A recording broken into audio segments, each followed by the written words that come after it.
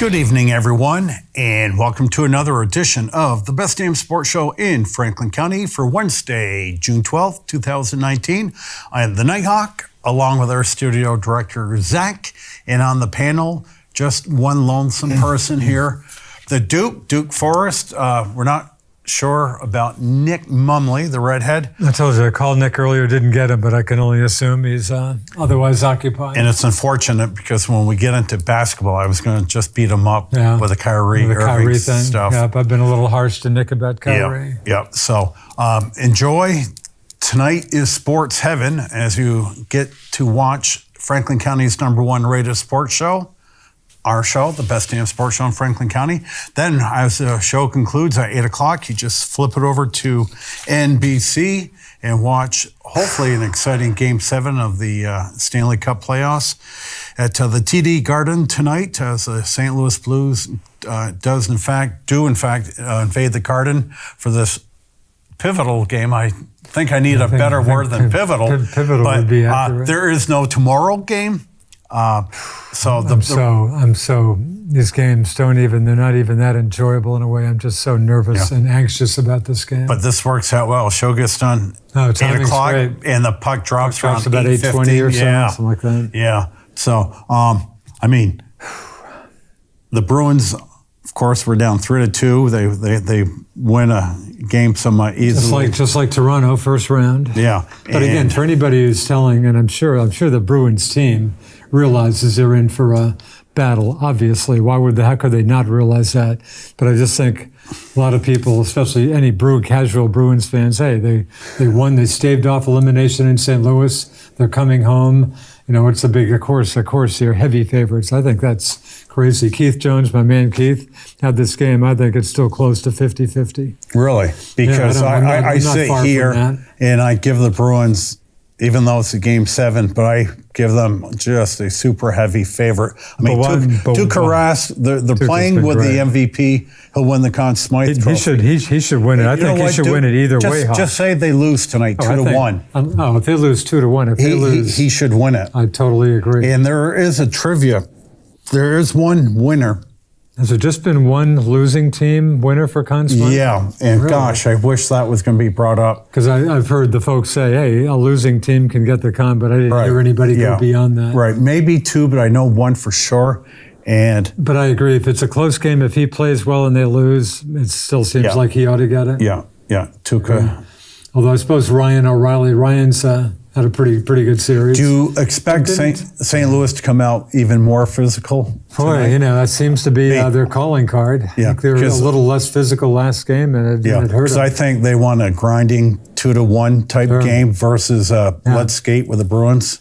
Oh, sure. No, I suspect they've clearly been the more physical team. Yeah, but the crowd was nuts in St. Louis the other night. Didn't do the Blues any good. And, in that first goal, I know it's an old cliche, but it's huge. Because generally speaking, I believe it's about the team that scores first wins 70% of the time. It is. What a break. 5-on-3. Was the second penalty I just mentioned, Ryan O'Reilly, was that him flipping it into the stands? Was that the... Oh, I don't recall. I think that might have been why it was 5-on-3. Yeah. And Marchand had a great shot, but the first goals... Yeah. It's huge, although for the record, the Blues were up on the Bruins 2-0 in the first game and lost. And I think this is a tough game. And good for the Blues, but when they were up 2-0 in the first game, because nobody comes back from a 2-0 deficit to the finals. And I said, geez, here they just stole one from Boston. Yeah. And lo and behold, they end up losing that game. Their goaltending has been average at best. Yeah, Bennington, when he's been on, has been, has been great at times, but, And the other person, too, and help me with the name, I think his name is Jordan Schwartz. Schwartz is one of their, Right, Schwartz he had scored 12 total goals in the playoffs leading up to this Bruins series. Yeah. He's been goose-egged. That's kind of scary going into tonight. Yeah. No, I think this may be a very tough game. But it's interesting to sit back on June 12th, possibly with air conditioning on, watching a hockey game. And you got to remember, and you're a bit older than me, back in the day before 1967, when NHL went from 6 teams to 12 teams. It was just 4 out of the 6 teams made the playoffs. Of course, the Canadiens had that incredible run of 5 consecutive playoffs during the second half of the 50s.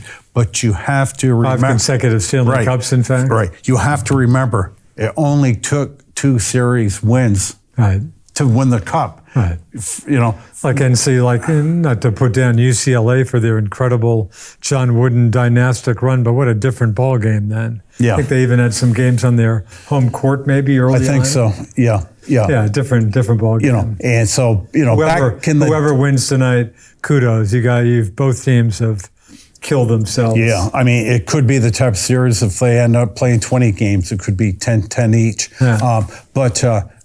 Yeah. Because before the expansion of 67, the playoffs were done in late April. Is that right? Late April? Yeah, as well as they should have been. Oh. Here we are, mid-June. But, I remember, of course, the first playoff series, the 6 expansion teams all went to the Western Division. Yeah. And St. Louis had won the Western Division for the first 3 years in a row. Yeah. Montreal swept them in 68, swept them in 69, and Boston swept them in 1970. And after that year, they realigned the division. And St. Louis had never made it back to the finals before this year. No, so they've won their first 3. And if you recall, they realigned the division, and the first team expansion team to have actual success, in fact, beat the Bruins in one of the finals, were the Philadelphia Flyers. My memory serves me correct. They won the 74 and 1975 playoffs behind the goaltending of Bernie Perrant. And of course, they had Hall of Famer Bobby Clark, one of the all-time instigators, but just a great two-way player. And you just picture his grin with more than a few teeth missing. Yeah. And that was back in the day with the Broadway Bullies, and there was just Dave Schultz, just a ton of fighting. That used to go on. So, but you look at the films, Duke, back then, the play was so much slower. The back in the day too, when you would call a stay-at-home defenseman, remember Dallas Smith for the Bruins? He generally would team up with Bobby Orr, so Orr could do his offensive antics. But you really don't have that in the NHL anymore. You've got to skate. Even as a defenseman, you've got to skate, and you have to be a good two-way player. And it's all for the better, I think. I think the hockey today is more entertaining than it ever has been. So, but I love it, and I hate to sound greedy. I realize people out in New England and stuff are so sick of Boston. I mean, understandably, I totally understand, but I just really like this team. I've gotten into hockey. This team, Stanley Cup, probably more than any other year even. I just really like the team. But no, St. Louis is tough. I'm hard, I think it's going to be a tough game. And tonight's game, I won't be fooling around with the fast forward. I'll watch it from... Oh, you watch it? It's not too many. You don't get too many interruptions. And as I always tell you, they say, well, geez, how come you don't watch all these games? Well, I've watched every single one of the Montreal Canadiens. So out of the 82 regular season games, unless I'm on vacation, I probably watched 70 games, and that's from the drop of the puck to the end of the game. But tonight's game is an epic, historic Indeed, game. It's the first time, I'm sure you picked up on this, surprisingly enough, I guess the first Game 7 in Boston. First Game 7 ever in Boston in the Stanley Cup Finals. Did not know that. I believe that's the case. Of course, the last Game 7 was Bruins again, 2011 against Vancouver when they won 4-0, and when Tuukka was the backup to old friend Tim Thomas. So I think it's the first Game 7 in Boston. And I'm a pretty simple guy. When you get to a final game, I would compare, so as you said, Keith Jones has them 50-50. Close, close. It's all about goaltending at this point. I think I'd rather have Tuukka in the net than Pennington. So would I. And when the Patriots are playing in the playoffs, they're evenly matched. Well, me thinks I'm going to side with Tom Brady, or if it's a World Series game, who's pitching? And I think the Bruins have the huge edge. Now, But let me just go back to Game 6 again. If you saw the final score, Bruins Right. won it. In fact, it was anything but that. I mean, there's good guys to watch after the game, but I checked in on Felger and Tony Amani, Hingham's own Tony Amani, and Amani just said, "Oh, I think the Bruins picked it up." I'm saying, "Boy, Tony, we weren't watching the same game. Tuca kept them alive that Yeah. game. I thought the Bruins were."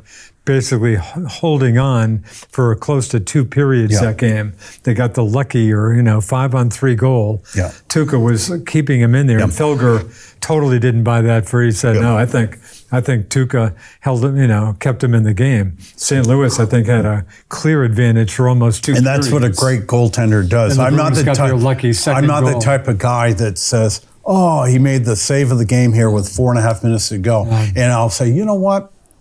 Say a team was down 2-0, Yeah. playing poorly, with minute and a half to go in the first period, and the goaltender makes an unbelievable save. To me, that's the save of the game. Where, like you said, the goaltender's responsibility when the team is not playing well, is keep him in the game, and have the team on his shoulders to steal the game, because best team doesn't always That's for sure. win the game, because the goaltender, more than any position of any sport, has more dictates more of the loss victory scenario. But for Tuca, I mean, I think we've talked about it here. Tuca's certainly considered one of your.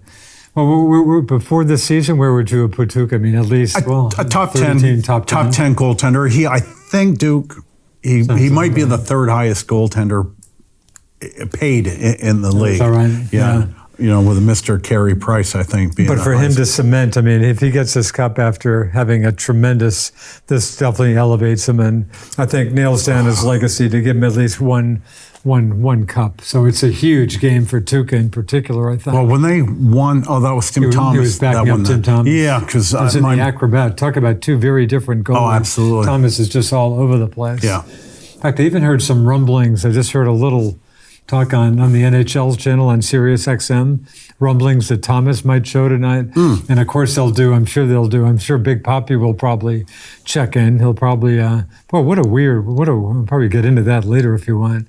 David Ortiz, is there any motive? Have we got any clue for why someone shot him? Well, as David Ortiz, Big Papi, was lying on the floor and got medical attention, the quote was, please save me. I'm a good man.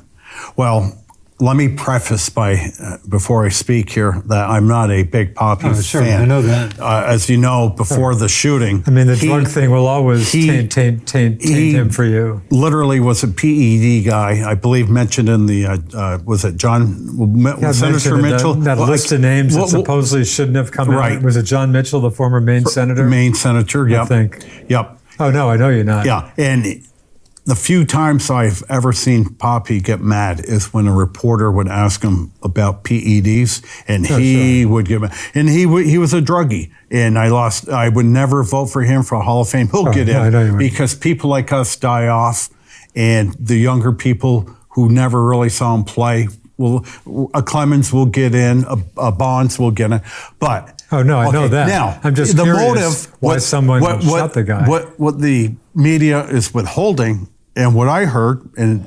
it makes sense to me, was this was a hired hit. I think they've got 6 guys today in custody. 6? I just heard they arrested the second guy. I think before I left it was 6. Really more. And I can't remember but I mean, the amount of money not a robbery, this guy. No. I'll get to that. The amount of money, I think, and I don't know their monetary denominations down there, but I think the equivalent of $7,300. From what I read what's that figure? I don't know. For the hitman, for shooting him. Now, from what I heard or read... We got a call. Okay. We can come back to... And I left you on a cliffhanger here. Okay. Good evening. You're on the Best Damn Sports Show in Franklin County. Hello. Hello.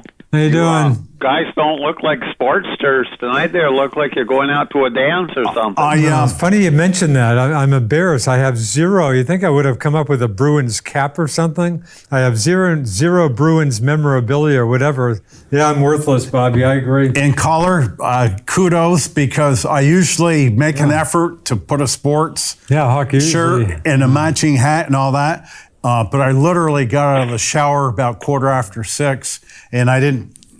So, I look too nice to be on a sports show. No, I apologize to my Bruins, which I have before. Yeah, that's what I was thinking. Now, caller, let me just finish my sentence about Poppy before we let you get rolling. From what I heard was Poppy was messing around with a girlfriend or wife of a drug lord down there. This is from your good friend, the internet? Where's this I can't remember, and Poppy's been known to stray. No, let's put it that way. And that, to me, makes sense. He's not going to catch. In fact, I haven't heard a reference. He was married to a lady they have a house in Weston, Mass. And I've seen no reference to his wife for you. I wonder. Well, I saw his wife talking. Oh, is that right? Yeah, today. Okay. But that to me makes sense. Why is he going to get a bullet in the back? Yeah, I guess because that would make sense. The husband or boyfriend of the girl, and this guy was a big drug guy. Oh, really? So, okay, sorry, caller, go ahead. No, I read the same thing that it kind of the media today, what I think of our media to begin with. But what I read was, like you said, he's kind of fooling around a bit with a drug lord or a drug king's wife or girl. Yep. And they hired a couple police to put the hit on Big Poppy.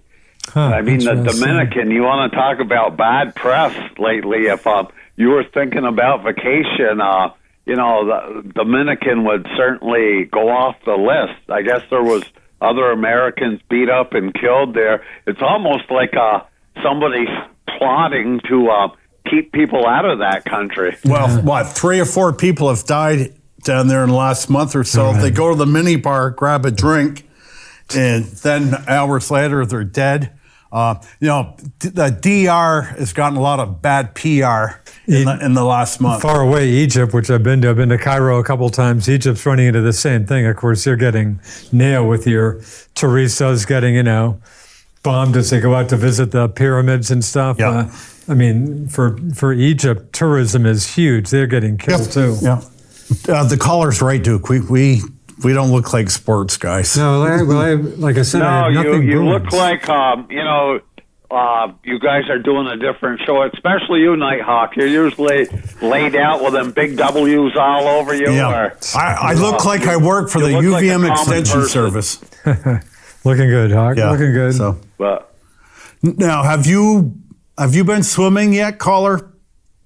No, I haven't. Now, water is still pretty darn cold. Now, I was going to ask Duke. I went up to my knees. I went up to my knees on Sunday, and I was by myself, and I said, and I was going to go golfing, and I didn't want to get all wet, blah, blah, blah. But that night, I checked the water temperature, and you can tell me what it is today. It was 53 on Saturday, and it was very hot on Sunday. It went from 53 to 57 in one day, and I bet it's up to 60. In fact, I can't tell you today. I've been anyway, but yeah, probably 6. But that's funny. I went up to my knees at Lake Carmel. I had a friend who had one of the cabins over there, and my kid might have gone in later in the day.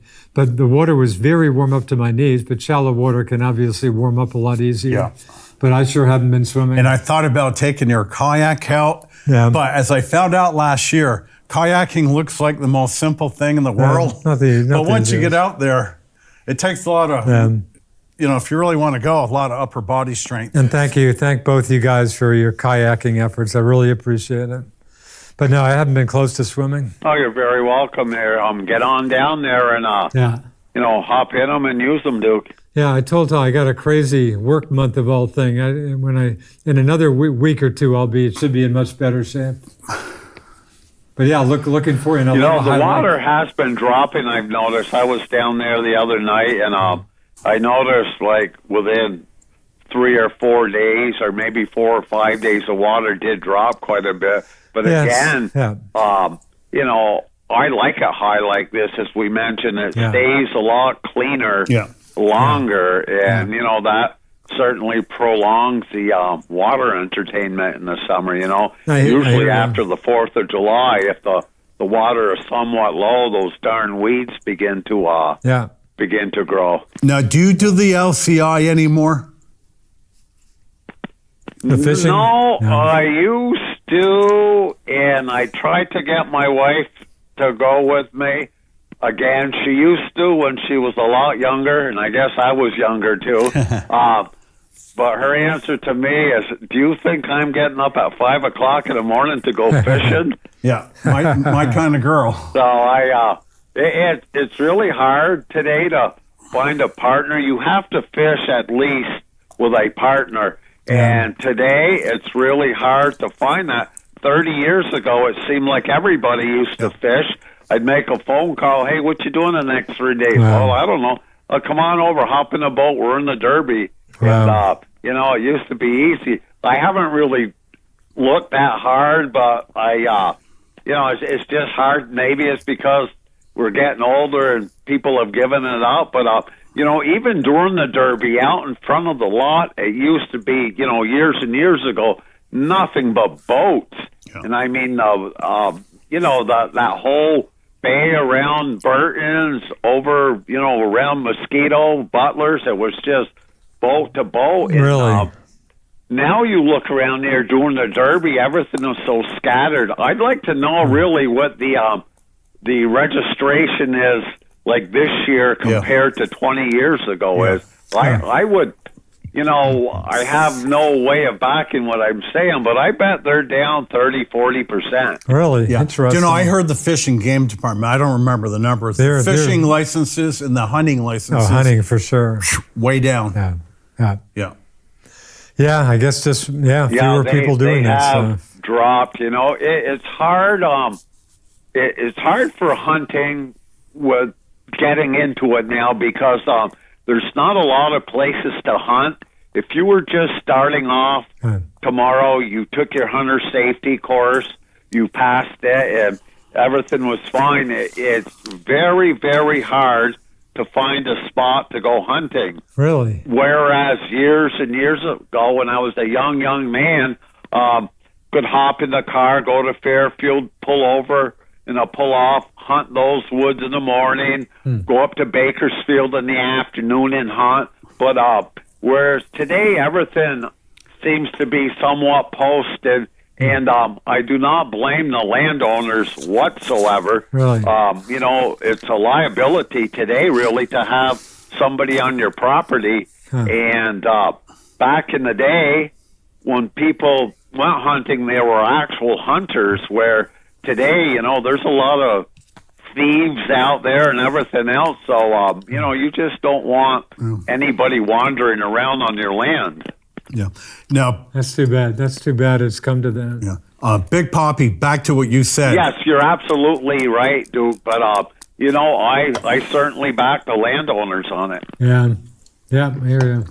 Caller, you were saying about Big Poppy, and I believe what you say. With this drug lord thing, I believe the press just reports what they want you to read. I don't think they print the truth all the time. I mean, how could I have heard a story like this? And I'm looking for other. Where did you I don't hear remember this story? because I assumed stupidly that I would find other sources. Like I would like to get that information from at least 2 or 3 different outlets. And I got back here late today. My paper store, no Boston papers, so I have no new info on that. Yeah. I heard actually one of the Globe reporters on the NHL.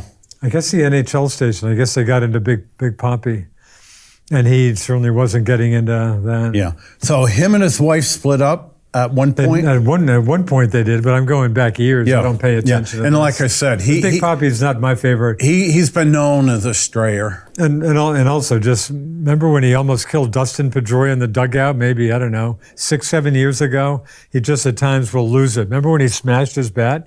He almost killed Dustin some years ago. And then official scores, when they had the audacity to give him an era when he thought it was hit. So again, but he's a beloved aside from me and you. Well, you're not a Red Sox fan, Right. You hear the word beloved, and Okay. you know what he said after the marathon bombing, which I can't repeat over these. I heard that tape He did a it bunch of times today. On the field, use the F word, I think. Oh, absolutely. Yeah. Now, the thing I remember about Poppy, and you're right, I'm a National League fan, but I was watching the Red Sox, don't know why, and I might watch one post-game press conference. Terry Francona, who was the best at giving post-game press very good. conferences, he's sitting there, and I'm watching it on NESN live. Oh, and Big Poppy walks comes in or running something? out and starts ranting about an error he was given. Right. Or an error instead of being given a hit. Yeah, at a right. Right. And I'm like, what Give me the a- heck give me a did I break. just see? Yeah. And Ferrancona, who I love, I just wish he was our manager. good guy. He said, well, I'll take care of it. I'll take care of it. Yeah. No, Big Poppy's not my favorite guy, but Well, again, he may be your manager. Yeah. Well, we're playing better, actually, now. We've won 12 out of 16 Have you games. really? Huh. And it's going to be a while before, maybe Labor Day, before, if we can keep it up. Bobby, will you watch some hockey tonight? Oh yeah, Yeah. I watched all these. Stayed up late. It's past my bedtime, but I stayed up and watched it. I find a hockey game much more exciting than a baseball game. Oh, guys. Yeah. Easy to And, you know, believe. it's funny. I remember on their show, it was probably maybe 2 to 3 years ago, the Bruins weren't playing that great, and you know the talk was, oh geez, you know, they may have to wait for quite some time because their farm system is somewhat depleted. And you know, here 2 years later, it's just the right pieces seem to have been put together to form a solid team. Yeah, they got a good mix, very good mix of young Yeah, and and old what I players. think is really helped them is that strong third and fourth line. Yeah, I for mean, sure. they're not just people to kill time. They're very competitive, and you know, you certainly don't hurt your team at all with those guys out there. That's And it's a good bunch. The funny thing about them is, you know, like we say, St. Louis is much more physical, and that used to be the Bruins. We would be big, slow, and physical, and we'd grind it out in these 2-1 games, grind and grind, beat the opponents up in the corner, you know, really use the body. And we're just the opposite now. We're a fast skating team, great passing, very pretty scoring plays. So we've kind of turned our image around. And, you know, I like these Bruins. They skate well, they shoot well, just a very fun team. Game 7, if you would have told me this the first week of hockey, I would have been tickled pink. I'd love to win tonight, but if we don't win, I salute to the Bruins. Thank you for the fantastic season. We've won a ton of games, and, you know, very proud of them. That's a great comment, because some people, if you don't win at all, Right. Bobby, I totally agree. Right. Again, St. Louis is a very good team, but they've given me so much enjoyment, it's great just effort, no fun matter what being happens. in these very highly competitive games. It's like my Rams going to the Super Bowl. We lost to a great Patriot team, and, you know, I was not saddened at all. I would have liked to win, but, you know, I'm just very thankful that they were in the Super Bowl. That's a great attitude. Yeah, great attitude. Now, caller, before you leave, the Red Sox were up 3-2, That's when I left bottom them of the today. 7th. Did they hang on? I'm not sure said caller. Oh, I have not watched the Red Sox. Oh, that's right. You That's remember right. our friend. Okay. Okay, I apologize. I forgot. I have a bad memory. To be honest, just because I've been otherwise occupied. Okay, I'll let you guys go, and I expect a different uniform on you guys next week. Next week, Fair enough. I'll dress to the nines. Fair enough. Good night. Oh, you know what? I should have worn Okay, tonight. guys. Thanks a lot. Dude, by the way, I should have what- worn my Lake Monsters tie-dye shirt. Can I ask, where does that expression come from, dress to the nines? Great expression. One of the I have gazillion ones. no clue. Yeah, no clue. Good expression. I should have worn my Lake Monsters tie-dye because their season, I don't have a schedule, I'm embarrassed to say, but their first home game maybe is even, I think this week. Well, I saw an interview with their manager. I think a new manager, no, maybe? it's his 5th year Oh, I'm way off. in a row. So Really? even though he's in low A, about as low as you can get, Yeah. Is that right, 5th year? yeah, the Oakland organization must have a lot of respect Yeah. for this guy Huh. to get these kids their first taste of professional Yeah. baseball. I can report last season, their first game was June 15, so they're very close to showtime. Yeah. And they have 3 hot dog heaven nights. I do. Again, I don't have the schedule. Yeah. But that's what I assume that'll be the same. So if I will go to the game with you because I was there last I'll year try. I usually get to about 4 or 5 for the games. opening night. Technically, it wasn't opening night. Opening night got rained out. I did not want to be at opening night with a huge crowd. Yeah. So I said, I'll go to the second game. Well, it got rained out the first game. So it became opening night. And lo and behold, unbeknownst to me, I got there and I like to sit on top row, and I complained last year. Get there, and they've got fencing right net. to The net. poles. Yeah. And I go, oh my God. And I really felt like a rat in a cage watch. I Really? don't like, So it really and I throws know you that off, little huh? girl got hit a couple of weeks ago. Do we ever hear? Do we ever hear I how don't know. she? And Dude. here's how you solve that problem: is getting hit with a baseball. Watch the game, because I watch the Nats every night, and I'm seeing people with their stupid machines.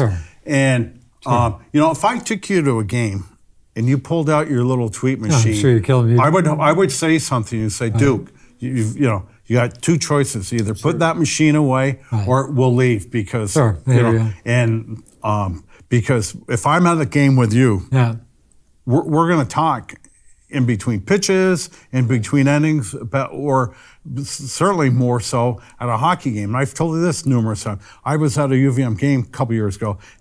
A young lady sat next to me the whole game. The whole game she was on. It's like, so, but that's my point. And I'm not blaming a 12-year-old girl, but people don't go to the ball games like they used to watch baseball. They're you go there, and some ballparks, they have swimming pools and batting cages and so much entertainment. And I'm wondering, like, sheesh, whatever happened to the game? Whatever. How about let's go to the baseball game, and maybe Daddy will say to you, should we sacrifice him to second base? Should we hit behind the runner, get him over? That's the nuances of baseball. And we talk about just like the blaring music in the long ago Celtics and Bruins games we went to.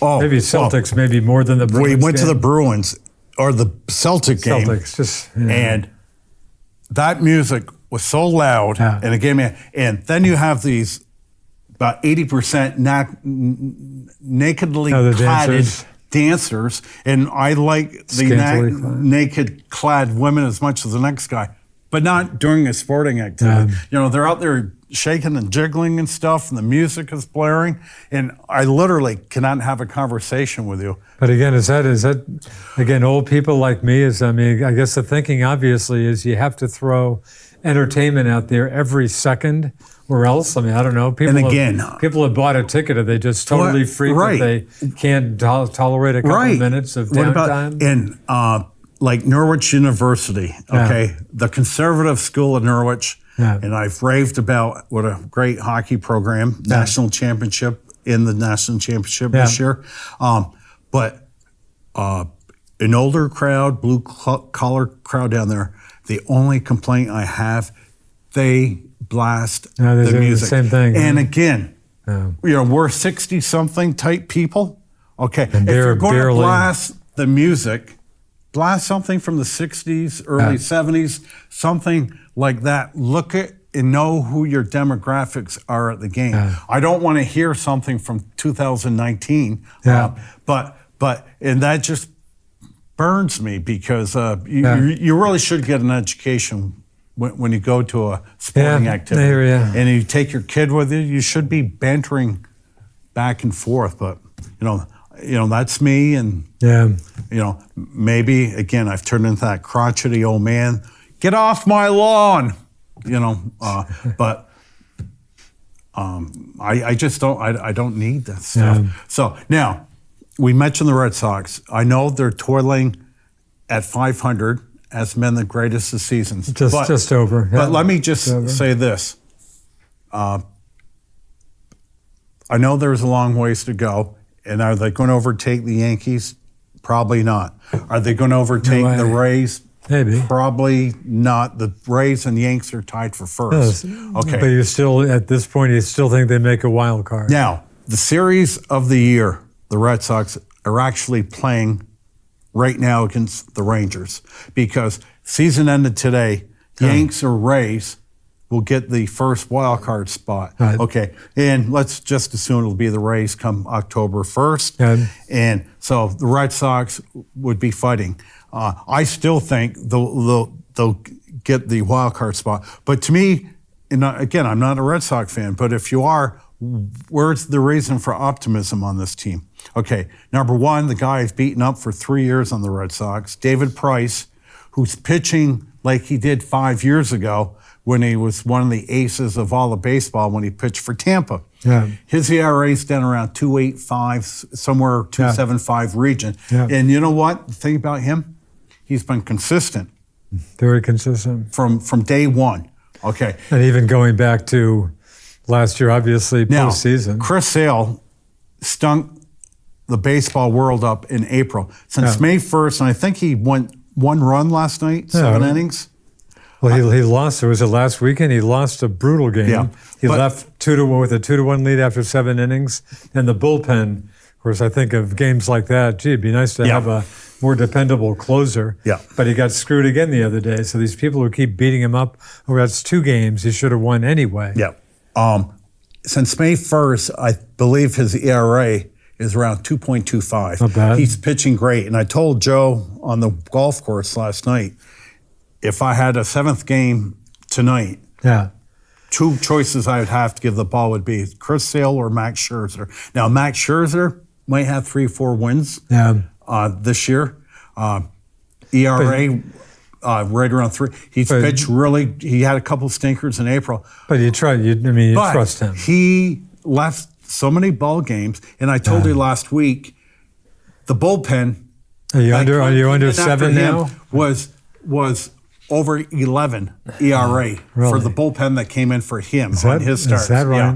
Yeah. And our bullpen has been pitching better. Now, I will tell you, and we like to talk about big money contracts. The Nats got the ace of the winter, Patrick Corbin, from the D-backs. Yeah. They signed him for a neat 6-year, $140 million, and that equals out to $23.3 million a year. Now, Duke, up to a week and a half, 2 weeks ago, he was very consistent, had a very, very good ERA at 2.85, and I'm saying to myself, Jay, what a great signing this is.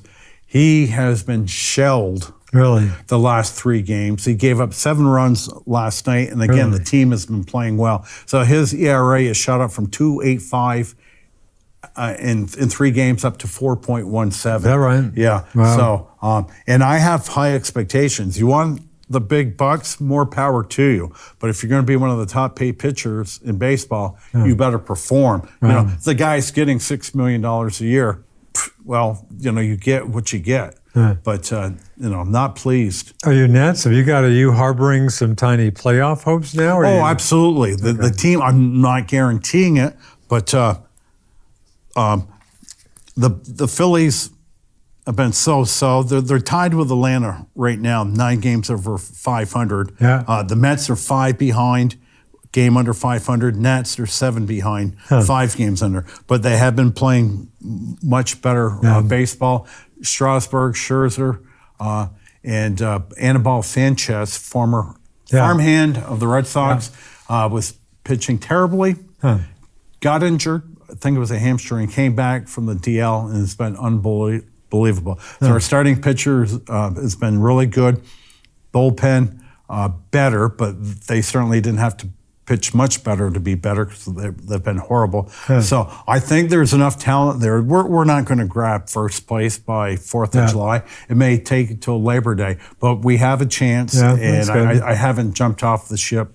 Weren't you close to jumping off earlier, or is that or not? Well, I was very despondent after being swept, and I told you last week we had the Mets come to town, and they were on a 5-game losing streak, and they were yay close of firing their manager, Mickey Callaway.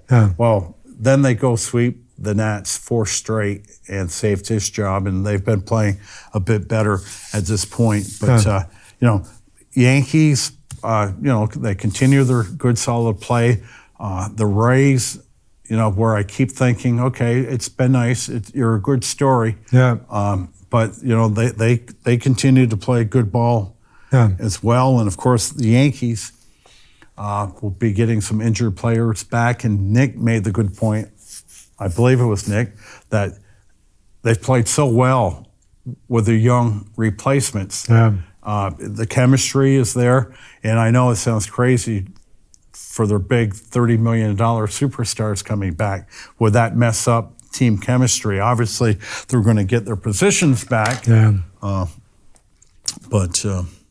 It's funny, baseball, in part because of the Bruins, in part just busy with other stuff, but I've paid just relatively little attention to baseball so far. It's a staple. And they're not playing tonight, but like I said, I DVR the games, and I may start watching the games 10 at night, 1 in the morning.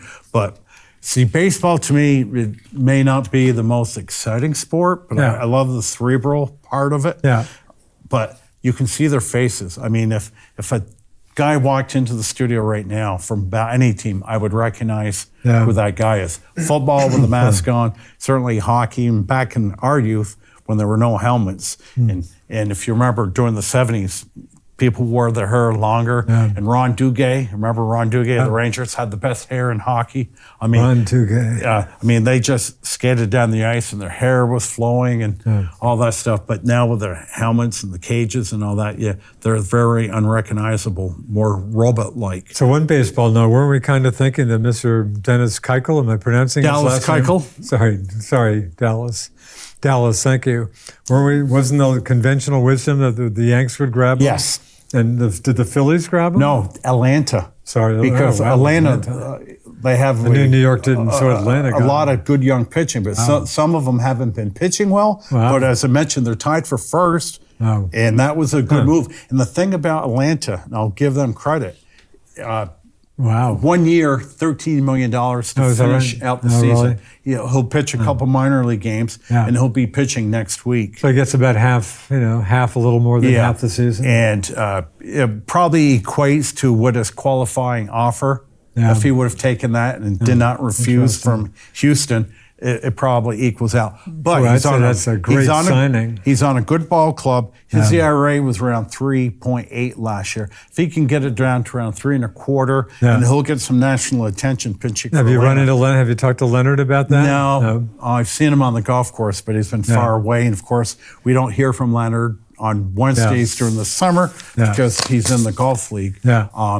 That sounds like a very good signing for Atlanta. I think it was. And, of course, the Cubbies signed Kimbrel for 3 years, 46 is that right? million. Oh, really? Yeah. Well, I think he gets like 16 million next year and the year after and prorated this year. Oh, really?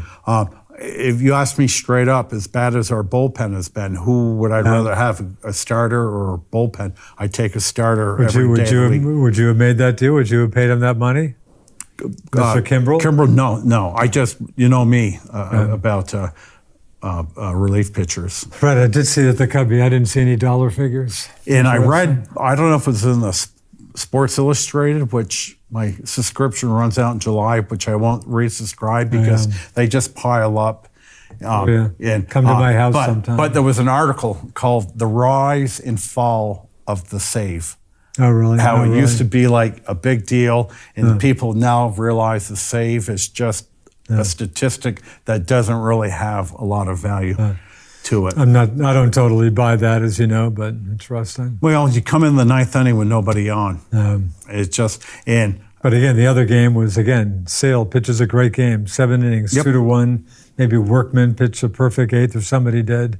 And Mr. Barnes, who's been pretty good, Yep. I think, screws up. Yep. To lose a game, those Well, losses I are, mean- it actually went into extra innings. Yeah. Red Sox tied it in the bottom of the ninth and had a good chance to win in the 10th, didn't do it. But those games, to me, are Well, very the one painful. you're going to remember in October, whether it means something or not, is Chris Sale strikes 17 out of 21 Right. batters. I mean, that's just Right. unreal. Right. Leaves after 7 innings, probably Go threw in. 120 pitches. That's the only downside of a guy like Sale and a Scherzer, Yeah. guys that strike out a ton, is they throw a lot of pitches. Yeah.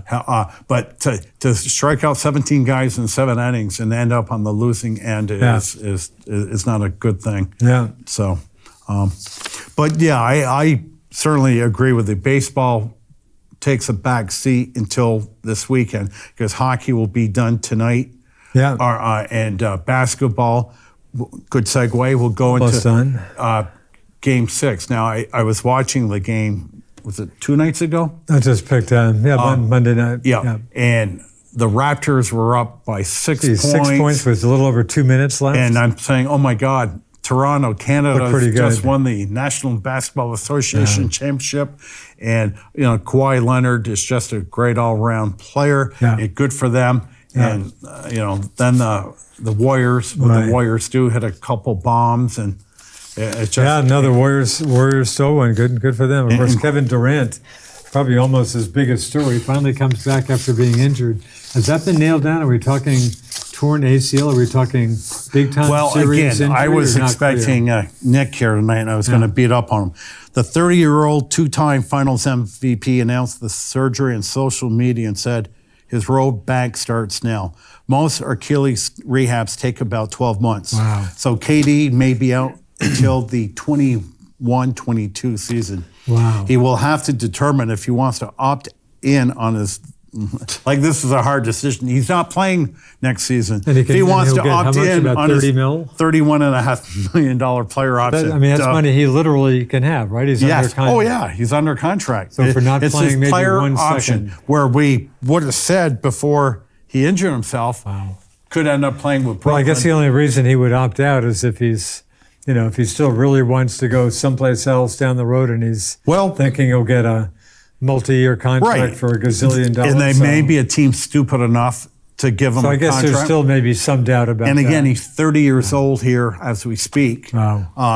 As October, late October, maybe it's early November in the NBA season, he might be 32 years of age. Wow. No, thank you. And not only that, Duke, these guys, Durant, if I remember right, was he a one and done? I'm trying to remember what school. Did he go to Texas? University geez, of you think Texas I'd- is maybe where I I'm- think I'm these forgetting. guys have a lot of worn tread on their sneakers. So Durant may not be able to play another NBA game, just like I said, until he's 32 years old. Here's a headline from Wall Street Journal today, Hawk. The Durant domino effect. Subhead, the Golden State Warriors star hurt his Achilles tendon, and nobody knows what happens next. Yeah. So now my big beat up on Nick tonight was Kyrie Irving has declined his player option worth $21.3 million for the 19-20 season. Of course, that was Right. totally Not real news. expected. Will become an unrestricted free agent. This has been expected move all along, and it wouldn't be shocking to see Irvin switch jerseys this summer. He appeared to be disgruntled during his time in Boston and did not seem to gel along with the young core there. True. Really? So he likely will be looking for a fresh start. He is rumored to be seriously considering a move to Brooklyn, and there's also been whispers of him potentially being interested in teaming up with LeBron again in LA. The Knicks could be another option, but that likely will hinge upon what happens to Anthony Davis. See, it's all a domino effect, like you said, very aptly put. Celtics and Lakers are engaged in talks with the Brow, Anthony Davis.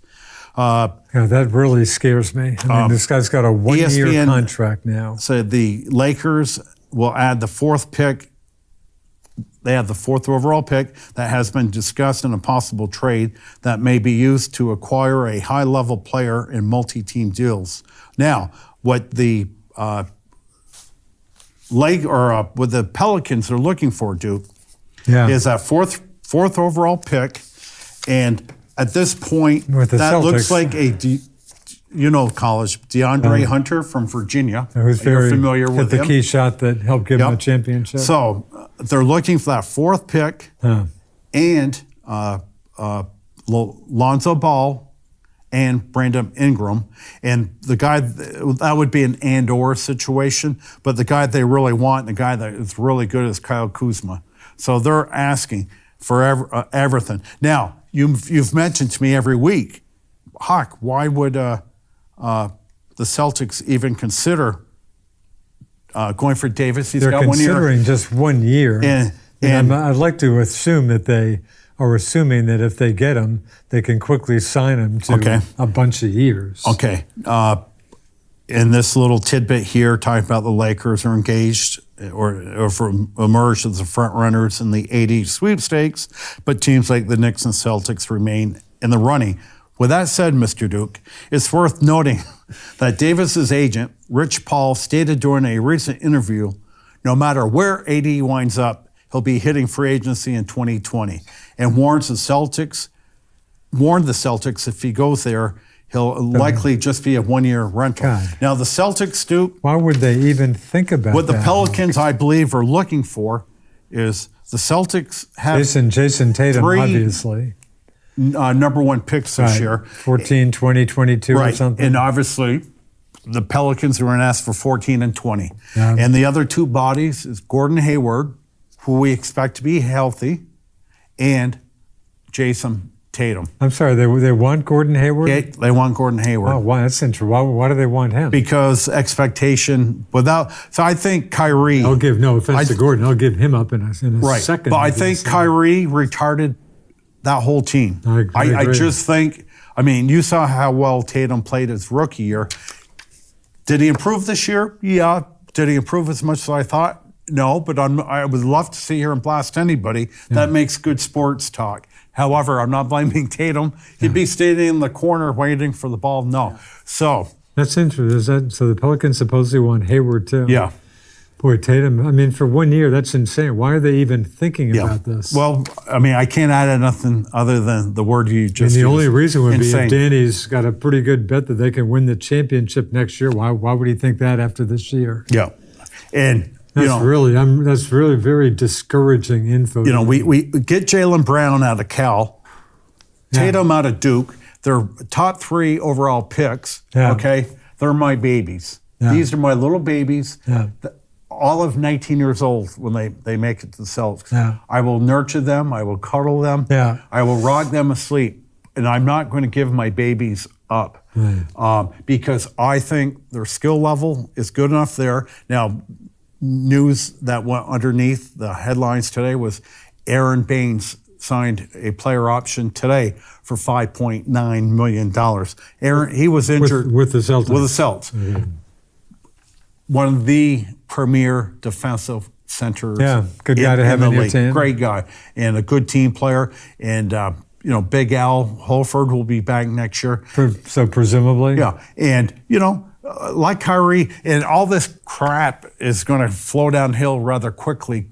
We're only 3 weeks away from July 1st. Well, fortunately, I don't have to also, I don't think, have Ainge supposedly want to bring Kyrie back because I think Kyrie will be gone. I give him credit. Things didn't work out in Boston. Why would you hang around in Boston? Didn't we hear last year that Kyrie was jealous of the young guys during the playoffs? Oh, yeah. These 19-year-olds last year, 20-year-olds were carrying the Celtics When right he's to on the the Eastern sidelines, Conference of course, Final, injured, watching and him. they were getting unbelievable amount of kudos, deservingly so. Sure. It was just like, and I remember saying to Duke, "Oh, Kyrie's hurt. If we win one series, that'll make my season." Yeah. Well, they kept winning.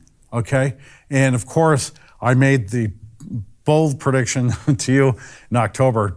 Why play the season? Because Celtics easily, no competition, will win the East. Sorry, Toronto, for our lack of respect. Right. Warriors will win the West.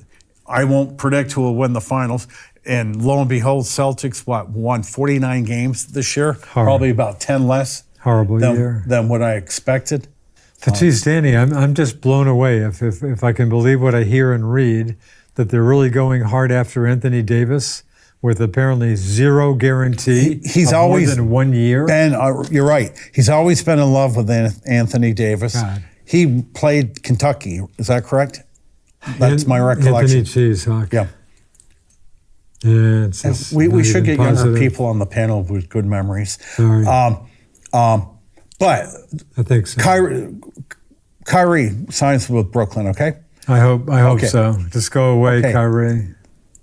They can kiss and make up with Terry Rozier by I saying, agree. Terry, you're now the quarterback of the Yeah, Celtics. I agree. The history. Even though Terry didn't impress me much postseason either. But Oh, he ran his I mouth agree. But because he wants out of town. But if he's promised the keys to heaven, yeah, I can live with Okay. Terry. I think. and there will be other people available. Mike Connolly from the Memphis Grizzlies is a really solid player. I believe will be available. So I believe they will find a point Boy, guard. the Anthony Davis thing is just perplexing. Ainge just loves the guy. I guess. Huh? Yeah, and I know he's great, one of the top 5 players in the league. Have Although I seen him play a lot? No. And to Yeah. my point of last week, when you play with New Orleans, you're not going to see him very much. Yeah. Where Zion Williamson, I'm sure will have a good NBA career, but you're only going to see him a handful of times. New Orleans, if my memory serves me correct, plays in the Western Conference. Yeah. So, but Interesting. But It's the way just very things stand right now, disconcerting. Zion will be the first pick to New Orleans. Jay Morant out of Murray State, number 2 to Memphis, thus making Mike Conley available. Yeah. R.J. Barrett didn't have a great shooting season with Duke, but again, I don't pound on these kids. Looks the part. He looks like he But might he be a pretty looks good ball like player. he'll be the shooting guard for the Knicks. The Lakers at this point was still the 4th overall pick, DeAndre Hunter out of Virginia. Then we get into names I'm not overly familiar Cam with. Reddish showing up at about like 8 Yeah, sometimes. Darius Garland from Vanderbilt, 5th to Cleveland. Colby White, who I'm familiar with. From UNC. From That guy North looks pretty good. Carolina, He had a pretty good freshman. year. Yeah. Jarrett Culver, 7th out of Texas Tech. Cam Reddish out of Duke to Atlanta. Bruno Fernando from Maryland, 9th. And Mufando out of Florida State, sophomore. And they have here Duke for the Celtics, 14th, taking a player. You're probably familiar with probably not. Rui Hachimura from Gonzaga. Yeah, vaguely. Number Doesn't mean 20, much. Brandon Clark, also out of Gonzaga. And 22, a name I've seen a lot with Boston, Keldon Johnson out of Kentucky. But again, when you're looking at this draft, and again, Williamson has just got a ton of publicity, top-loaded. deservedly so, and being known as the best potential pick since LeBron James. He's 6'6". They Okay. have 6'6" here. I usually see him at 6'11", like 285. Yeah, they got him 6. I've heard him 6'8" at the highest, 285. This guy is a monster. And he moves. His Moves. the way he moves is unreal. And who does he remind people of a young Charles Barkley? Yeah, I hear that's a comparison. Yeah. I haven't heard Charles comment on that. I would assume Charles would feel pretty good if that's. But the problem with the mock drafts is, again, I playing the crotchety old man. When we were young and they had to stay in all 4 years, every player on there, you knew who they were. Yeah, you don't know what you're getting. So for a lot of these guys, And it's hard to beat up on these general managers. When you're drafting a 19-year-old, how do you know they haven't peaked? And they're, it happens to people. When you're a kid, you're playing with someone in the 5th grade, and they're the best player on the team at 5th grade. Well, you get to Pony League as a freshman in high school. Well, that kid's not that good because he peaked at an early age, and it happens a lot. Yeah. So it's a risk. So basketball actually will be a heck of a lot more interesting. So KD, you hearing anything? Obviously the medical staff didn't. It was his decision whether he played or not. I'm not hearing too much about. Geez, the medical staff blew it by letting him play. I guess one of those things, huh? To me, the burden always rests His call on the player. Yeah. You hear all the time where medical staff will say, "Oh, the player's he's ready to play. Yeah. And the player say, no, I'm not. Yeah. And quite frankly, I probably will side on the player on that, especially if they're in the contract year. Yeah. I'm probably going to wait until I'm 110% before I hit the court or any other sport. Well, this is going to be a bitter. If Golden State, if the Warriors win their third straight, what a bitter loss for Toronto. I mean, as you said, so close. They should have won it. Oh, should have won it in 5. I felt good that I took the time to watch it and like, oh my gosh, this is very exciting and all that. And I mean, the crowd was just stunned. And Mr. Leonard's playing pretty good ball. This guy looks like a pretty consummate ball player. And again, who knows what he does, right? He's a free agent as well. Sure. Now, I saw something in the internet. Well, I missed the days when I used to say I saw something in the paper, but I saw something on the internet that he bought a house in Toronto.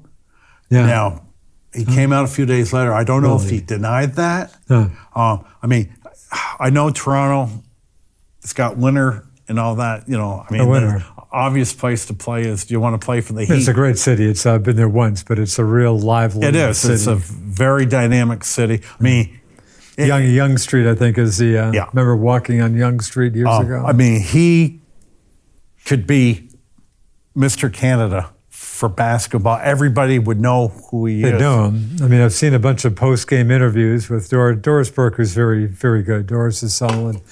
You know, he's not the most animated guy, but he's hung in okay. Yeah. But he's a pretty impressive basketball player. Yeah. Yeah. And like I said, he can play at I think both. Mr. Popovich feels bad that things messed up so much. I don't like Popovich anyways, just because. But I assume, like Belichick, you have some respect, I assume, for Mr. Popovich, or not particularly? I mean, they've had a pretty good run, pretty good team. Okay, let me put it this way. Yeah. Bill Belichick is a big fan of Donald Trump. Popovich will pop his big mouth about every month about anti-Trump stuff. If you take, it's hard for you to take that away. Because Bob Kraft and Bill Belichick are good friends with Donald, but Popovich has got a big mouth anyway. So, but I really don't know what happened to him, because Kawhi seems like a pretty mellow fellow. When he had that injury, then I guess there was a feeling, hey, Kawhi, could have played. Why? What's the problem? And then things just kind of went south. But good for Toronto. Yeah. Toronto's got a pretty good team. Well, that's what I think told you. In retrospect, I mean, I wasn't on the Celtics bandwagon as much. I certainly thought they might get back in the finals, but boy, talk about Toronto getting not much respect. This is a pretty good team. Right, and that's what I told you from the start of the season. I have a ton of respect for Toronto because when you watch them for a whole game, well coached, and they play a team concept game. Unlike the Kyrie Irvings of the world. Who's their Nick Nurse mean? Nick Nurse means nothing to me. I believe their coach last year was Avery Johnson. Oh, yeah. And they got knocked out during the playoffs. Yeah. And management thought that this team is good enough to go further than that. Yeah. And he ended up, I think he's coaching the Pistons. And I'm not sure where they got Nick Nurse out of, but it seems like a competent My first college girlfriend, and never should have let this lady go. Allison Nurse, but different spelling. So why'd you let her go? We've got 26 minutes to go. Going back to a really You've good never good told lady. me of what's her name? Allison Nurse. She was related, had some pilgrims at a Marblehead Mass. Okay. Her father, Chet, great guy, was president of the Lynn 5-cent Savings Bank, Lynn being a small city north of Boston. Yeah. Really good lady. Yeah. She was a year behind me at Duke. So you guys are serious? I mean at the time, college girlfriend, boyfriend. Did you ever envision this is a girl that I could end up marrying? I'm probably not too much, and I'm sure she didn't. But good lady. Yeah. Good lady. And but different spelling. Where is she now? No, nothing. No contact for many decades. She was in school administration, I think. When I last left her, she went to University of Virginia, where I could have gone undergrad to get, I'm sure, a master's in education. Knowing Allison, probably turned into a principal in probably Northern Virginia suburbs would be probably not a bad guess. Yep. I should punch her up. Maybe I'd come up with something. Well, I know a lot of people, and I don't do Facebook, but I know neither do I. Maybe 3 billion people do it. Yeah. But they will type in names of people they went to college with, and they kind of hook back up with them. Geez, it's been 52 years since I've seen you. Yeah. What's up? Yeah. So Interesting. So, So we got U.S. Open. Yeah. We should talk golf at some point. U.S. Open. Which I've hardly. Again, I've been busy. It hasn't even crossed my mind. And a big headline yesterday was Brooks, help me with his last Brooks Koepka, name, number 1 ranked player in the world, was a little perturbed at Fox Sports. just for the lack of attention They did not include him in their commercial. Oh, really? Like, the big guns. I don't blame him for Yeah. being perturbed But at all. this guy is about exciting as a can of Spam. And I told you, this guy is dull. I mean, compared to Patrick Cantlay, this guy's the life of the party. yeah. And so the odds, if good old Justin, he is always favored. Brooks That's and not a Justin bad Johnson, choice. 8-1 favorites. Tiger and Rory McIlroy that just won the Rory Canadian Open. coming off a big win in Canadian Yeah, Open. huge win. You know what's sad about Rory, just probably before I forget it, this was, I think, the 9th time, maybe this year or last year or two, he's been in the final group. Guess how many times he's won one out of that? This is his first win. I think 1 out of his last 9 when he's been in the final group on Sunday. Really? And then this was his first win at the Canadian Open. So big win for Yeah. Rory. What he won by quite a few strokes. I think 7 strokes Yeah. or something. Yeah, so that was good. win. So him and Tiger are 10-1. And Jordan Spieth, Jordan showing at times a little life. but he's kind of disappeared in the golf world. Your friend, who I know very little of, Patrick Cantlay, is 16-1. Boy, not a bad pick. Then you have Justin Rose Yeah. at 21. Then a bunch of guys 25-1, Yeah. being Justin Thomas, Ricky Fowler, Adam Scott, John Rahm, Yeah. who's really, really, really good. Yeah. Jason Day, who we don't hear much of anymore. Yeah, Jason at times has played some decent golf. And Alexander Xander Schauffele. Yeah. Very, very good golfer. and Could've won the surprisingly, Masters. they've got Phil down at 30-1. A little surprising he because he won won at Pebble Pebble Beach Beach earlier February. in the season. Yeah. Although I think we can assume the course will be a bit harder? I can only assume they've been trying to grow rough there ever since that last tournament, probably. And I think they've had some rain out there, so I suspect the rough may be an issue. Yeah. So I've got to set the old DVR. I don't even, like I said, I've been on the road. I'm not They even have- sure. Where, are they on Fox Sports the first 2 days? They are Fox So Sports. I Fox guess. Sports Network, not, okay. Not So- the basic Fox. Right, Like so I've got to find, I can't remember what on my station. guy, it's like 828. Yeah. That's my HD Fox Sports. Yeah. So, I think we're talking and of course, it's the U.S. Open, but number 2, and probably more important to me, is Pebble Beach. No, sure. And just You gotta seeing love the it. ocean. Yeah. In fact, this is from. Oh, so, I this mean, is- there you go, the picture. you can see. Will this show it all or? Hey, Probably. Zach, No, Zach's not maybe. in this chair. That's okay, maybe slightly. Yeah, But here's but- the headline. This is Wall Street Journal yesterday. Does a good job on typically one sports story a day. Eastwood Palmer saved Pebble Beach. 20 years ago, an ultra-wealthy concerned citizens group banded together to secure the future of this week's U.S. Open site. And I haven't even had time to read the story yet, but my man Clint, and of course, my good friend, my best friend growing up, David Potter, as the mayor of Carmel by the Sea as we speak, a job that Clint formerly held. Clint Eastwood, yeah. David said Clint did support him. David knocked off the incumbent mayor, who I think had some Me Too issues. In fact, Okay. I've already sent David a few more bucks. He's already gearing up for his re-election. Is Clint Eastwood still a resident of Carmel? He's certainly a resident. Certainly, you always see him on the Pebble Beach tourney. He always joins Jim Nance on the set. I can only assume. Yeah. I certainly think so. Yeah, he's for in that area. pretty good shape. He's not what, a young guy. mid-80s, upper I'd 80s? say mid-80s. Yeah. Clint's career has been pretty impressive. And as great as his acting career has been, his directing has his been directing a great career job. has been equally, if not better, than his acting. I mean, I don't think any thespian out there would proclaim him he's ready to do Hamlet. But he knew who he was No, he's very good and at what what he type does. projects Yeah. to do. Like a Burt Reynolds to me was not a good actor, but he knew Yeah. what type of movies to do. So, No, Clint's had a very impressive Yeah. career. Yeah. First, we can go back to his, I guess, first directing, Play Misty for Me. I think that was 19 probably one of his early movies. 71. He was a disc jockey in San Francisco. Or actually, and I think actually Car was. Oh, was Big it Sur. Carmel? So it's Carmel or Monterey, probably. And Jessica Walter, Very good. The and crazy great, lady. great actress, Yeah. would call up and say, "Play Misty for me."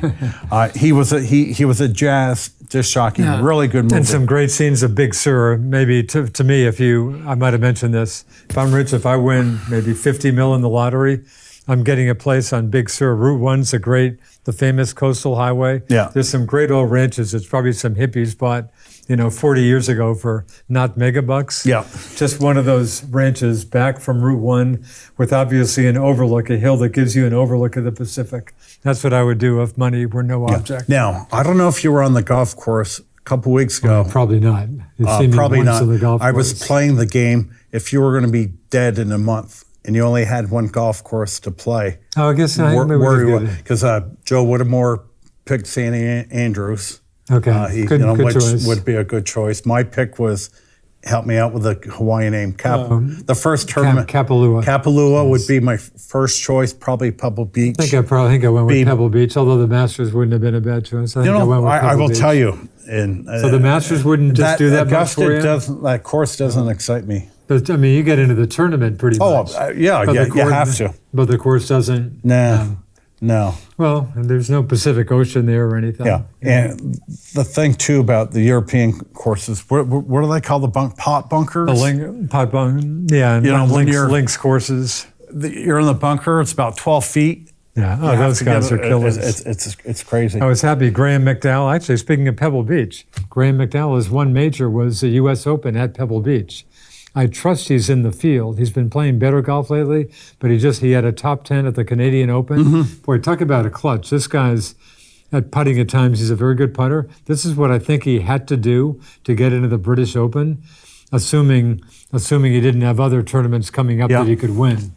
I believe he had to make, as on the last hole, he needed a par. He had a 29-foot real curvy putt I saw on that. 18. Yes. Did you see the I putt? did. I did. I just read it. Yeah, I think he needed that to they get made into the British mention Open. that he needed that. How putt. clutch is that? Yeah. And what's great for him, he's Northern Ireland along with Rory McIlroy. That's where the British Yes, Open is. that's- Royal Portrush.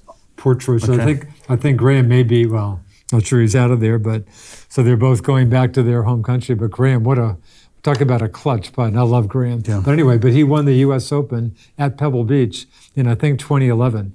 And I loved it. He probably loved it. It was brutal conditions.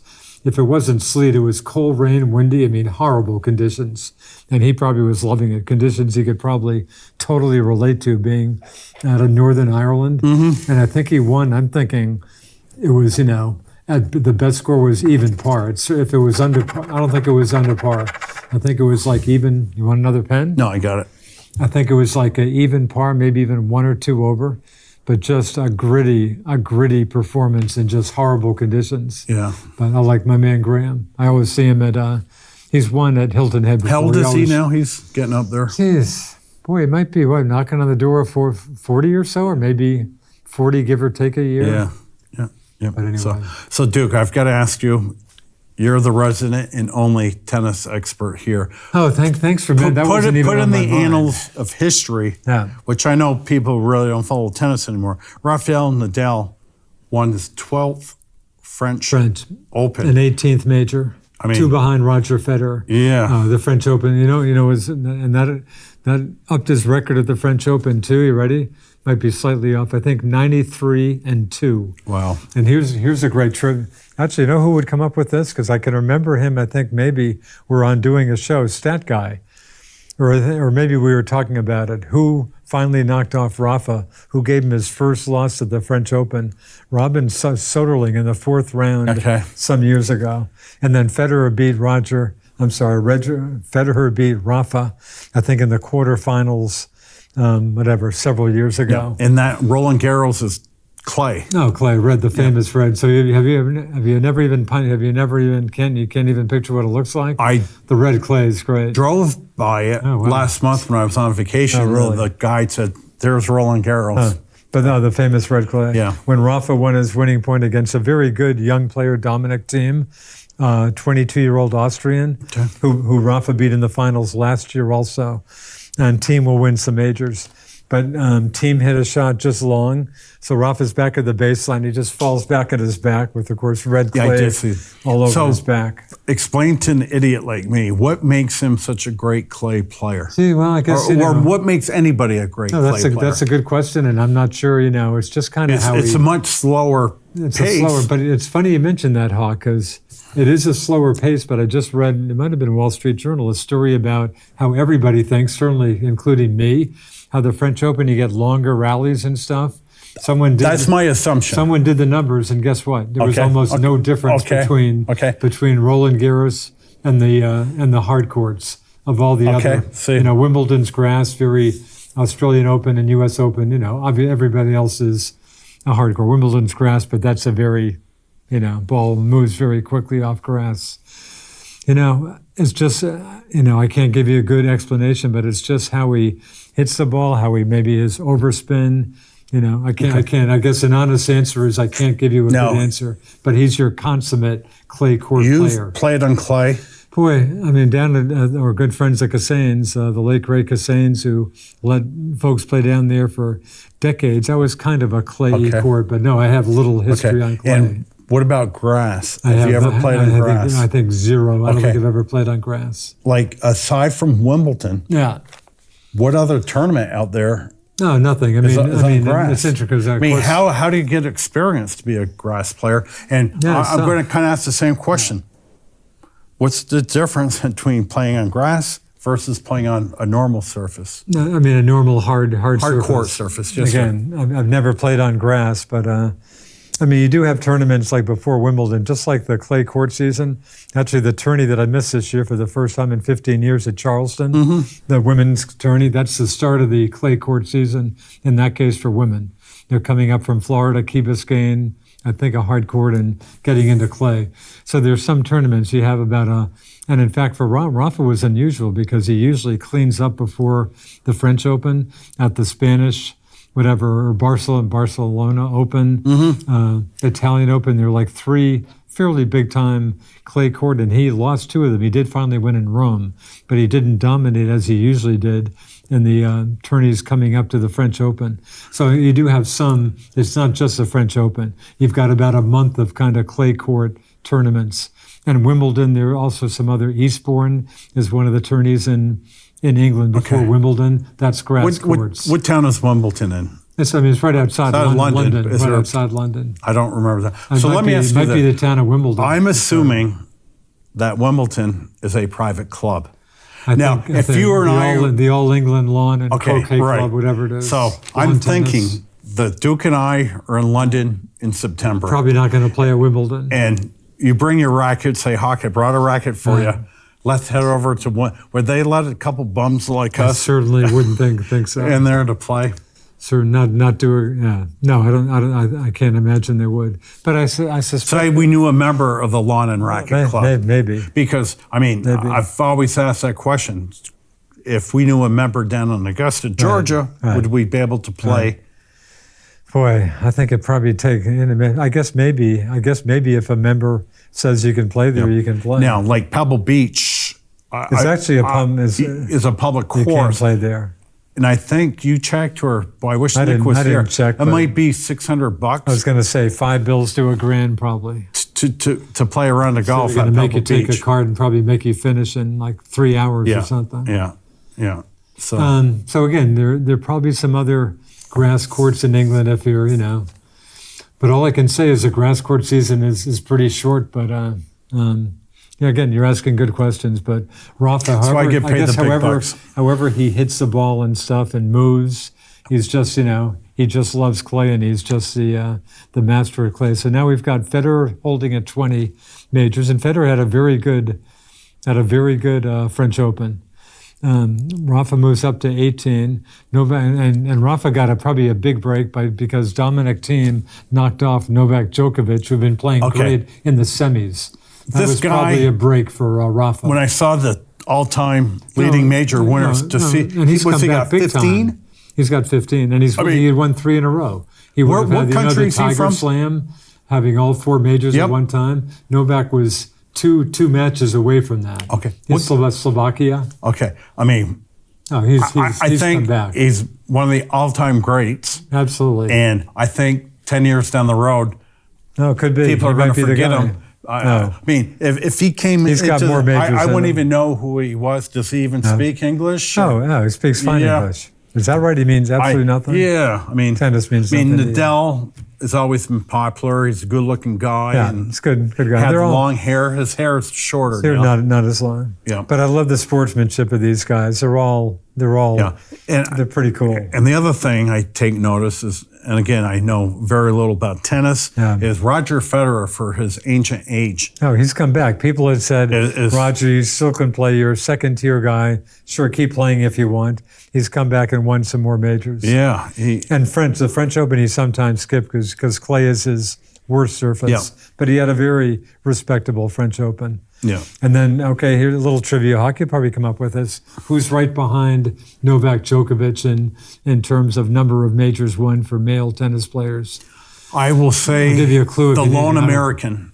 Is it Pete Sampras? Very good. Pete Sampras has And there's 14. a guy that had zero personality. I was He gonna did give you that nothing clue. for the sport. Well, I think you're being way too harsh, but you're right. He's not a huge But when you say he did nothing for the sport, he won 14 majors. He's a top of the line character guy. all-time top don't 10 be- all-time right, but greatest don't be- player. But don't be when you say he did nothing for the sport. That's way too harsh. Well, when I say that, I mean the personality where it just gets No, he's on the other end of attention. the spectrum from a Jimmy Connors or John McEnroe. right. And you It- can say their shenanigans gave tennis a lot of attention. They were both a couple of jerks Yeah. when they were playing. And I saw Jimmy in Stowe. I was at a press conference when he played a minor tourney in Stowe years ago. of course, be on board. And I love Jimmy, but these guys are, especially Jimmy. I think McEnroe's kind of a little different upbringing. Yep. Jimmy was kind of Well-to-do.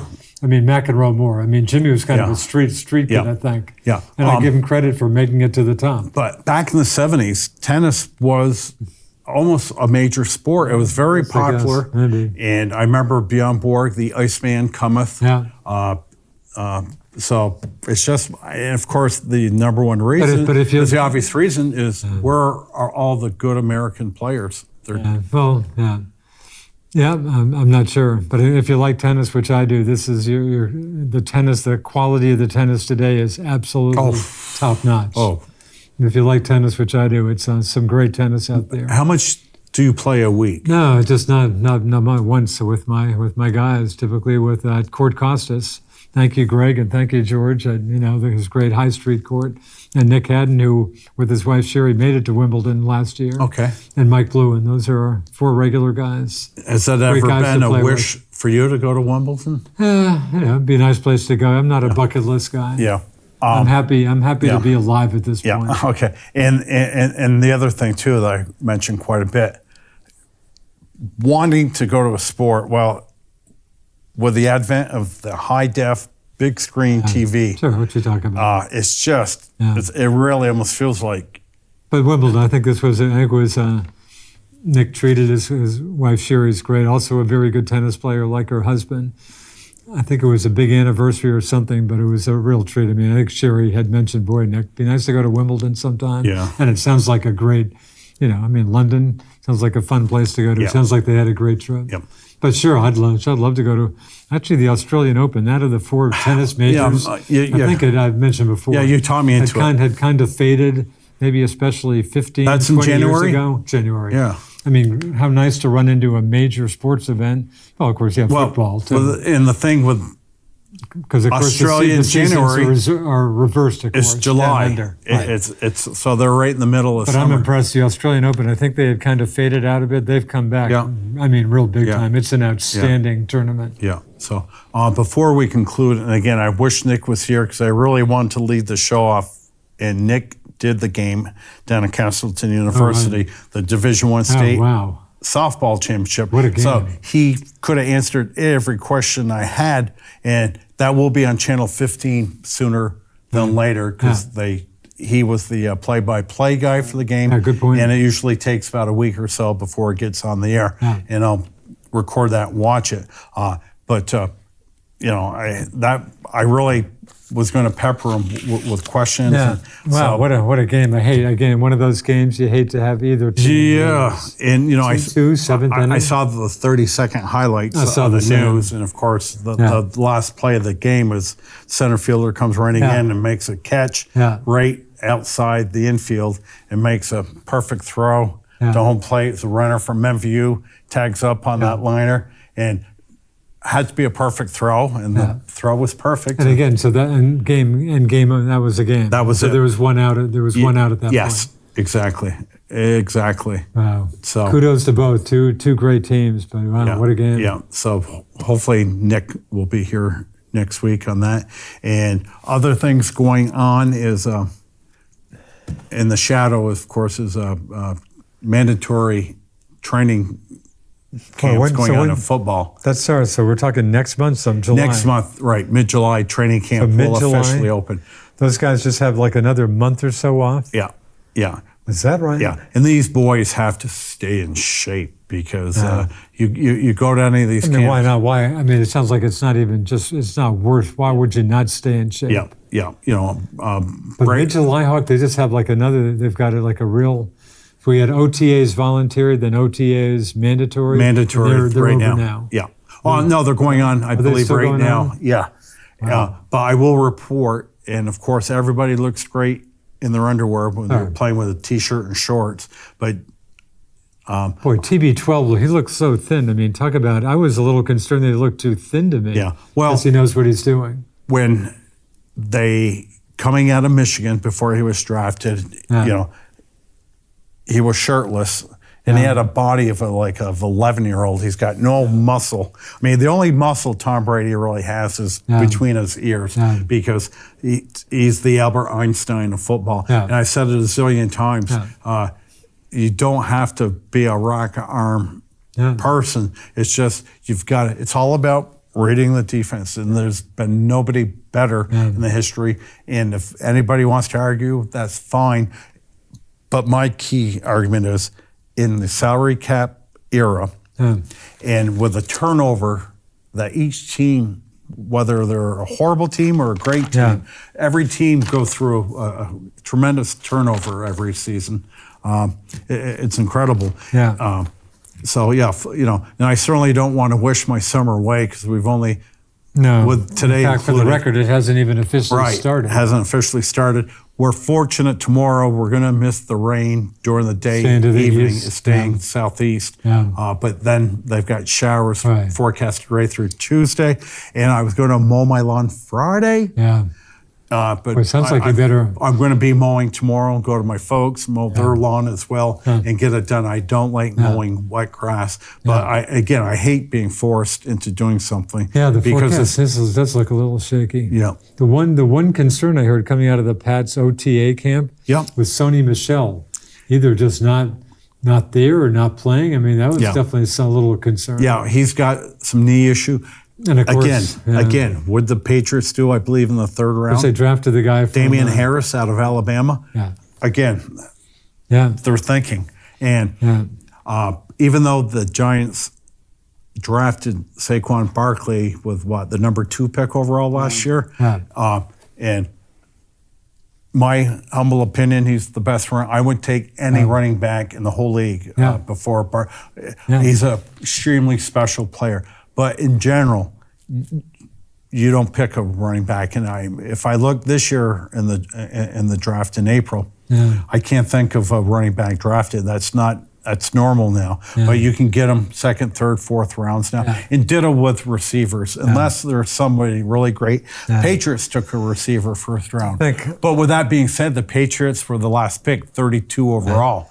And I'm glad they did. This guy gets good words and stuff. Please give Brady a few options out there. Yeah. Of course, they re-upped Edelman for a couple of years. Great. Yeah. Great news for me. Yeah. But Sony Michel, that was about the only concern I was picking up. Yeah. And what about Giants? Any news out of the Giants camp? Daniel Jones again. I mean, I look at him, and to me, the most important thing, of course, have his critics quieted down? Have they had a bit? But Dwayne Haskins threw 51 touchdown passes Yeah. for the football machine called Ohio State. Danny Jones played, and I'm being polite, for a mediocre program called erratic. Duke. Yeah. Duke's been fairly good the last 10 years, Yeah, but been okay. they weren't that good this past year. This was not a good team he was with. Which I maybe- believe yeah. that was better training for him playing with a not so good team than Ohio State. Because you know what, Duke? Yeah. Every quarterback that plays for Ohio State has a great college career. Then I sit back and say, okay, with that being said, name me other great Ohio State So quarterbacks. we're not talking a lot of pros, good pros. No, not at all. So now, And again, you know, Coach Cutcliffe, the- Cutcliffe and stuff. So the argument is like, could have how waited. much time, Hawk? Oh, are you kidding me? Oh, jeez. Okay, well, there goes my football talk. Good job. So You worked hard. that's it. That will conclude this edition of the Best Damn Sports Show in Franklin County. For Zach, the Duke, don't forget, turn the channel in 14 seconds over to NBC for Game 7 of the Boston Bruins and the St. Louis Blues. Till next week, everyone. Remember, you do not have to be a great athlete to be a good sport. Ciao for now. To be greedy. Go Bees.